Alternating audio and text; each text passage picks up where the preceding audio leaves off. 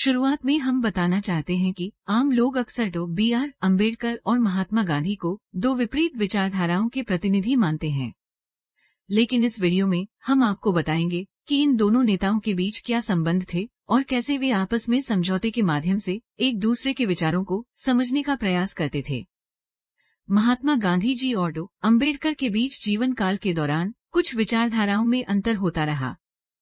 महात्मा गांधी जी का मानना था कि दलितों के हक केवल समाज से नहीं बल्कि उनके स्वयं के व्यवसाय से भी जुड़ा हुआ है। वह दलितों को अपने हक का ज्ञान देने के लिए उन्हें शिक्षित बनाने के लिए प्रोत्साहित करते थे। दूसरी तरफ अम्बेडकर जी का मानना था कि दलितों के हक के लिए समाज के साथ सरकार भी जिम्मेदार है। बाबा साहेब अम्बेडकर के विचारों के अनुसार उनके समाज के निचली वर्गों को एक अलग विशेष भूमिका मिलनी चाहिए थी, जिससे वे समाज में एक बराबरी के साथ रह सके। उनकी मांग थी कि दलितों को आरक्षण और भारतीय समाज में अपनी महत्वपूर्ण भूमिका को बढ़ाने के लिए उच्चतर शिक्षा दी जाए। लेकिन जब संविधान बनाने की बात आई तो महात्मा गांधी जी और अम्बेडकर जी ने समझौता कर दिया। वे दोनों नेता ने इस समझौते के द्वारा उन समस्याओं को हल करने का प्रयास किया जो दलित समुदाय के लोगों के हकों को लेकर थे। उन्होंने संविधान में दलितों के हकों को सम्मान देने के लिए कई अनुच्छेद शामिल किए, जिनसे दलित समुदाय को उनके हकों की पूरी रक्षा मिल सके। इसके अलावा दोनों नेता ने एक दूसरे के विचारों का समझने का प्रयास किया। इसके बाद अम्बेडकर जी ने एक महत्वपूर्ण भूमिका निभाई और अपनी शिक्षाप्रद कार्यक्षमता के माध्यम से दलित समुदाय के हकों की रक्षा की। इस तरह उन दोनों नेताओं के बीच जो भी विरोध था वह संविधान बनाने के बाद दूर हुआ।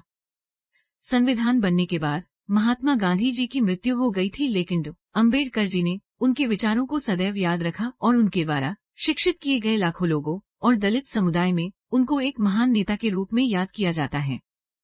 इसलिए अगर हम भारत के इतिहास की एक बड़ी घटना की बात करते हैं तो अम्बेडकर जी और महात्मा गांधी जी के बीच की ये दोस्ती एक ऐसी दोस्ती थी जो हमेशा से हमारे इतिहास में याद रखी जाएगी। इस संवाद के अंत में हम ये समझ सकते हैं कि दो विचारधाराएं एक दूसरे से अलग होती हैं, लेकिन उन्हें एक साथ रखा जा सकता है। अम्बेडकर जी और महात्मा गांधी जी की दोस्ती दो ऐसी विचारधाराओं को जोड़कर दिखाती है जो दोनों नेताओं में थीं।